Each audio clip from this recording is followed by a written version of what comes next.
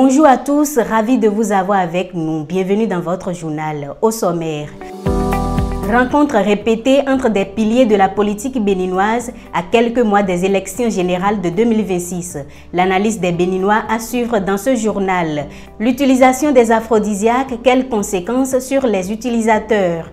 Hors de nos frontières, le Niger claque la porte de la francophonie après son départ de la CEDEAO. Le développement de ces titres et bien d'autres, c'est juste après ceci. L'ex-directeur général de la police nationale, Philippe Roundéon, ne s'est pas présenté à son procès hier. Poursuivi par la Cour de répression des infractions économiques et du terrorisme pour des faits d'incitation à la rébellion et de harcèlement par le biais d'un système électronique, ce dernier ne s'est pas présenté à son audience. Était également absent son neveu co-prévenu dans l'affaire. La Cour spéciale, ayant constaté l'absence des deux prévenus, a renvoyé le dossier au lundi 24 mars 2025. Il faut noter que lors de la première comparution de l'ancien fonctionnaire de police, il a plaidé non coupable. Vous n'entendrez jamais mon nom associé à ces choses-là, a lâché Philippe Roundéon à la barre. Quelques semaines après son élection à la présidence du Conseil économique et social, Conrad Baguidi s'est rendu hier au palais de la Marina pour une visite de courtoisie au chef de l'État Patrice Talon. Une rencontre stratégique qui a permis aux deux hommes d'échanger sur le rôle du Conseil économique et social dans l'architecture institutionnelle du pays. À l'issue de la rencontre, Conrad Baguidi est revenu sur quelques détails. Il a été question de pouvoir faire un premier point et de m'assurer donc des modes d'échange qu'on pourrait avoir dans le fonctionnement de l'institution. Les défis sont nombreux, en dehors du délai dans lequel il faut réagir vite et démontrer que l'institution a son rôle à jouer. Nous avons également des missions qui nous sont fortes. Nous sommes en bonne et due forme une institution non partisane qui va parler à toute la population, quelle qu'elle soit, et sur tout le territoire national. Il doit nous être loisible de pouvoir faire ce travail dans de bonnes conditions et remonter les informations. Nous avons un autre défi qui est celui également de pouvoir expliquer aux populations les différentes décisions, lois et programmes qui sont pris par les différentes institutions pour que les populations puissent mieux les connaître, mieux se les approprier et sans doute, on va dire, contribuer à leur manière à la construction de notre pays et de la nation. Donc ça, c'est un défi sur lequel on doit trouver les bonnes méthodes pour pouvoir fonctionner. Ces méthodes-là vont avec le troisième défi que je vais évoquer, qui est celui donc du type d'institutions que nous avons, qui est représentée au niveau des différents départements du pays. Comment nous faisons en sorte de prendre en compte cette richesse, cet instrument vraiment fort dont on est doté pour assurer notre mission et faire en sorte que l'ensemble des institutions bénéficient de ce démembrement et donc de la puissance de l'organisation que nous allons mettre en place. Voilà différents défis sur lesquels il ne faut plus attendre, il faut aller vite pour donner les premiers résultats le plus vite possible. L'Agence nationale des transports terrestres lance officiellement ce mardi 18 mars 2025 la lettre de voiture électronique. Ce document, régi par les décrets numéro 79-109 du 15 mai 1979 et numéro 92-109 du 4 mai 1992, permet de fournir des informations précises sur la nature des marchandises, leur origine et leur destination. Cette réforme vise à moderniser et à optimiser la gestion du fret routier, un sous-secteur confronté à des défis majeurs en matière de sécurité et d'efficacité. Elle facilitera la gestion des livraisons en toute transparence et réduire les risques de perte ou de vol. Les transporteurs, expéditeurs et destinataires pourront désormais suivre en temps réel le trajet de leurs marchandises jusqu'à la destination. Au Bénin, les rencontres se multiplient entre des personnalités influentes du paysage politique. La plus récente a été la visite de l'ancien président de l'Assemblée nationale Adrien Mbedi à l'ex-président Boni Yayi le dimanche dernier, à quelques mois des élections générales de 2026, que présagent ces rencontres entre des vétérans de la politique béninoise. Analyse des Béninois dans ce reportage. Les rencontres se multiplient, évidemment, à l'approche de chaque élection, surtout à la fin de chaque mandat, c'est ce qui se passe. Il y a un regroupement de fesses, Et ne serais pas étonné de voir les militants du PRD sur la liste des démocrates aux élections. Je ne serais pas étonné. Parce qu'une fois que Mouya dit ça, soyez sûr que Mouya a décalé. C'est fini. Il n'est pas petit, c'est un vieux. C'est une grande personne et il sait bien ce qu'il fait. Le plan, c'est ce que tu dis déjà. C'est l'alliance déjà entre PRD et RD qui se prévoit pour ça.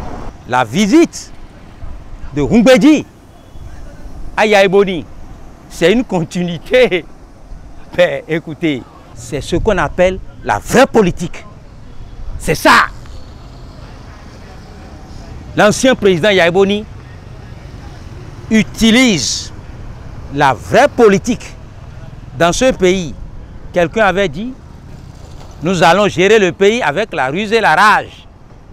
Mais Yaïboni oppose le contraire. C'est avec la paix et le dialogue que nous allons arracher le pouvoir des mains de Patrice Talon. Nous sommes en politique. Et la vraie politique, c'est ce qui se passe dans les couloirs. Pour nous, qui sommes des anciens politiciens, chevronnés, vieux briscards, nous connaissons tout ça là. Ce n'est pas la peine de livrer ces choses-là sur la place publique. Non, c'est très bon. Yaïboni va remettre la paix dans les pays où il y a la guerre. Pourquoi pas? Dans son pays? Non. Il a dit non. Non, non, non, non, non, non. C'est dans la paix qu'il va partir. Veut ou pas, vous allez organiser les élections du président Patrice Talon. Humbedi Adrien, il a... Mais Amoussou Bruno a reçu Yaïboni, non? Il a visité tous les anciens présidents de cette Assemblée nationale. Si les Ahomadegbe étaient encore vivants, il allait leur rendre visite. Si Kérékou était encore vivant, paix à son âme, paix à leur âme, il allait passer chez eux. C'est ça, c'est ce qu'on appelle humilité. Ça, c'est un bon signe. Le Bénin n'a pas besoin de la guerre. Il y a des politiciens et des nous bon élection méthode béni ici bon FIFA ni tinde Nicaragua doku togan meton dessous do to hewe kanji bon nous yesi ni yeton bo de afo toton bo to ou bon nous me bisesio mi wa kwasi pe no so de jawe we ba mi de yo konyane. Ce sont des supputations. Ces rencontres c'est juste vous voyez quand vous tirez sur un animal robuste, il doit faire beaucoup de bruit avant de se teindre, vous voyez. Donc c'est un peu ça. L'opposition a perdu les fils, l'opposition pète les plombs actuellement. Et ils sont en train d'accuser de l'autre côté, ils sont en train de chercher par tous les moyens, se faire tisser des codes politiques pour pouvoir se retrouver. Mais les codes qu'eux-mêmes avaient déjà coupés, vous comprenez?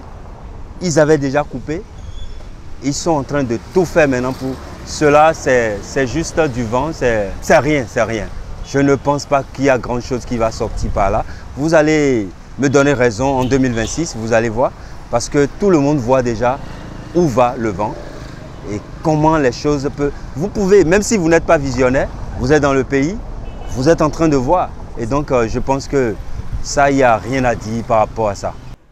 Une dizaine d'ambassadeurs étaient au cabinet de Patrice Talon en fin de semaine écoulée.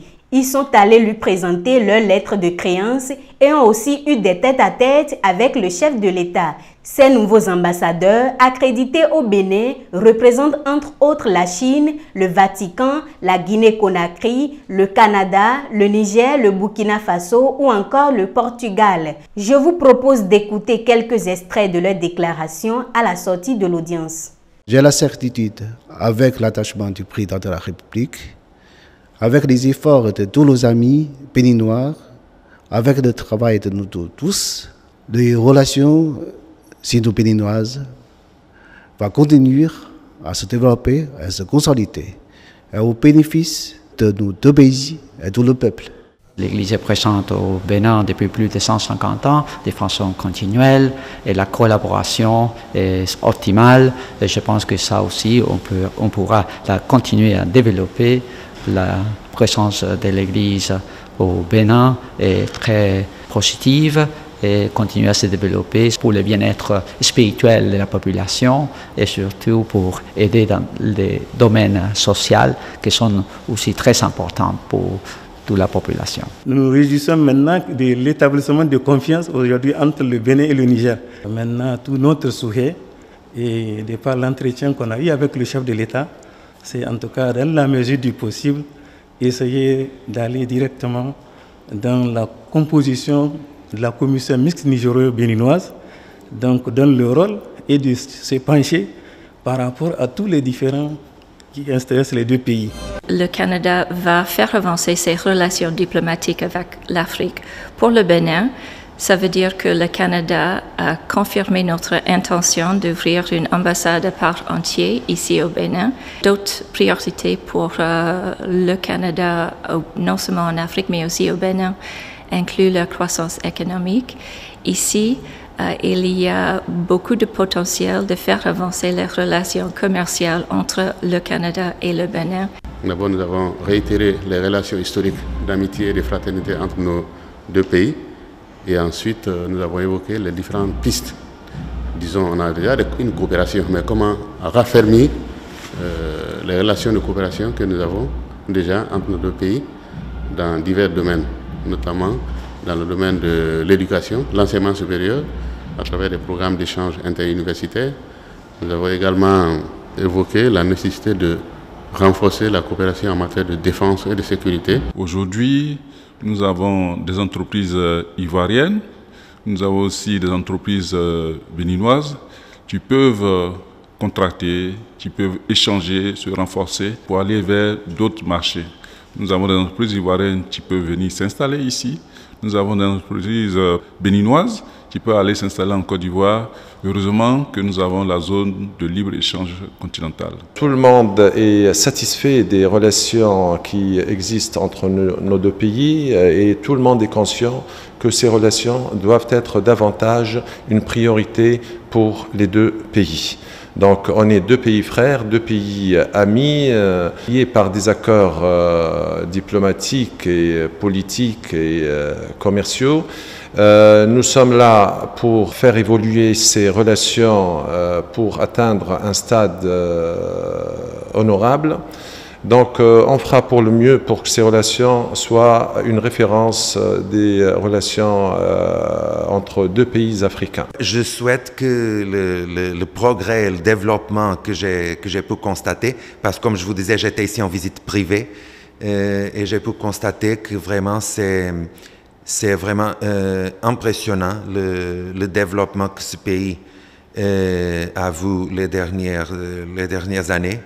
Et j'espère que le Portugal puisse aussi contribuer pour cette dynamique que vraiment je suis vraiment impressionné de certifier le dynamisme de cette économie et de la vie en général ici. During the meeting, au cours de l'audience, nous avons échangé sur nos relations et particulièrement les relations économiques et politiques qui lient nos deux pays. Et nous avons ensemble parlé des efforts à fournir dans le futur pour développer ces relations-là afin d'unir davantage donc, nos deux pays pour le bien de nos deux populations. Au cours de l'audience que m'a accordée le chef de l'État, on a passé en revue l'état de la coopération bilatérale entre l'Algérie et le Bénin et les perspectives de leur développement. Nous avons également parlé des différentes échéances bilatérales qui se profilent dans un proche futur. Il est fréquent de constater dans nos sociétés que certains hommes ont souvent recours à des aphrodisiaques pour booster leur performance sexuelle. Cette pratique peu recommandable n'est pas sans conséquences directes sur les consommateurs. Je vous invite à suivre l'élément suivant réalisé par Shekinat Adjaho et Basile Kikisagbe. Le sexe joue un rôle essentiel dans notre bien-être et notre équilibre émotionnel. Pour agrémenter ces moments de plaisir, certains hommes ont souvent recours à des aphrodisiaques pour booster leur libido et leur endurance sexuelle. Interrogés sur la question, certains Cotonois se sont exprimés. Je pense que, bon, on n'a pas besoin de médicaments pour booster sa sensibilité et satisfaire sa conjointe. Bon, et en plus, si s'expose à plusieurs risques qui peuvent nuire à leur santé.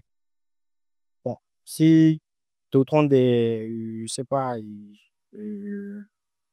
qui ont des problèmes, ils peuvent l'utiliser ça. Du moment que, bon, ils arrivent à satisfaire leur partenaire, et puis ça les aide. Bon, pour moi, ça va. C'est pas quelque chose que je conseille. Déjà, moi-même, personnellement, j'évite ça. C'est comment dirais-je, des produits qui pourront à long terme avoir des impacts négatifs sur la santé et autres. Les aphrodisiaques sont des produits utilisés depuis des siècles visant à raviver l'énergie et la passion. Qu'est-ce qu'un aphrodisiaque et pourquoi certaines personnes en font-elles usage? Le docteur Dassundo Uriel, médecin généraliste à la polyclinique Le Bon Samaritain de l'Amitié, nous édifie. Alors, un aphrodisiaque, c'est en fait une substance naturelle d'origine animale ou végétale ou une alchimie utilisée afin de stimuler le désir sexuel, la libido, ou d'améliorer les performances sexuelles. Le médecin revient sur les effets néfastes de ces comprimés. Les effets secondaires, il y en a beaucoup. En prenant les aphrodisiaques, vous avez tout de suite peut-être les céphalées, vous avez de la fièvre, vous avez le vertige, vous avez les bras respiratoires étouffés, vous avez une fatigue que vous n'expliquez pas. Parce que c'est des substances qui font travailler l'organisme, qui font travailler le cœur. Et du coup, plus le cœur est en action, plus avec le temps, vous êtes très fatigué. Le professionnel de la santé finit en donnant quelques conseils aux utilisateurs face à la prolifération de ces produits sur le marché béninois. Donc, il suffit d'avoir de bonnes habitudes de vie. Ces bonnes habitudes de vie, qu'est-ce que c'est? Pouvoir s'alimenter sainement, éviter de manger trop gras, éviter de manger trop salé, éviter de prendre de l'alcool excessivement, éviter de prendre du tabac excessivement, faire des activités sportives régulièrement. La consommation d'aphrodisiaques sous forme naturelle ou de pilules n'est donc pas sans conséquences négatives sur la santé. Ne laissons donc pas notre envie d'aller au 7e ciel nuire à notre bien-être. À l'international, après la CEDEAO, c'est au tour de l'Organisation internationale de la francophonie de perdre le Niger. Hier, Niamey a officiellement annoncé son retrait de l'organisation, une décision qui intervient après la suspension du pays par l'OIF, quelques mois après le renversement du président Mohamed Bazoum en juillet 2023. Et ce n'est pas tout. Selon la francophonie, le Burkina Faso s'apprête lui aussi à suivre le même chemin. Le Rwanda a annoncé la rupture de ses relations diplomatiques avec la Belgique hier, lundi 17 mars 2025. En cause, Kigali accuse Bruxelles d'avoir pris parti pour Kinshasa bien avant et pendant le conflit en cours en République démocratique du Congo. Pour justifier cette mesure, jugée disproportionnée par le ministre des Affaires étrangères belge Maxime Prévost, le Rwanda a réagi à travers un communiqué en ces termes. La décision d'aujourd'hui reflète l'engagement du Rwanda à protéger ses intérêts nationaux, la dignité des Rwandais, ainsi qu'à défendre les principes de la souveraineté, de paix et de respect mutuel. Il faut noter qu'en février dernier, le Rwanda avait suspendu la coopération au développement avec la Belgique, dénonçant une campagne d'agression contre le pays. C'est la fin de cette édition du journal. Merci de nous avoir suivis. Retrouvez en direct sur AC2 Télévision la grande édition du journal tous les jours à 13h, 16h, 20h, 23h, 3h et à 7h du matin. Vous pouvez également la voir en publication sur notre site internet ac2tv.bj et sur tous nos canaux digitaux. D'ici là, portez-vous bien.